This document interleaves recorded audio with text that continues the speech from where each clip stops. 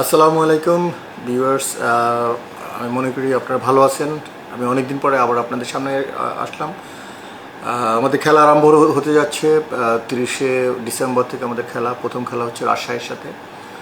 আপনারা জানেন আমাদের অলমোস্ট সব প্লেয়াররাই চলে এসেছে।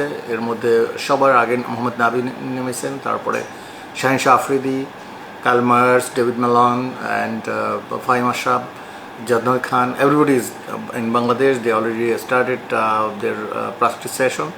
বাংলাদেশ পক্ষ থেকেও যারা আমাদের বাংলাদেশি প্লেয়ার আছেন সবাই অনবোর্ড করেছেন already. They in the practice session already.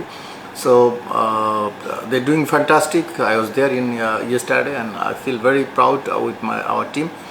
And আমি সবচেয়ে যে জিনিসটা আমার ভালো লেগেছে, ধন্যবাদ জানাচ্ছি বিসিবিকে। তারা আমাদেরকে এডিশনাল একজন প্লেয়ার দিয়ে আন্ডার 19 থেকে নেওয়ার অনুমতি দিয়েছে। আমরা চাচ্ছি যে ইয়ুথ প্লেয়ার, ইয়াং প্লেয়াররা যেন ড্রেসিং রুম শেয়ার করে বাংলাদেশে ভবিষ্যতে কিছু দিতে পারে, সেই জন্যই আমরা আমাদের এই উদ্যোগ। এবং আমি রিকোয়েস্ট করবো সবগুলো ফ্রাঞ্চাইজ যেন একজন একজন করে নেয় এবং আমরা যেন ভালো প্লেয়ার, অদূর ভবিষ্যতে যেন বিপিএলের জন্য আমরা ভালো প্লেয়ার পাই।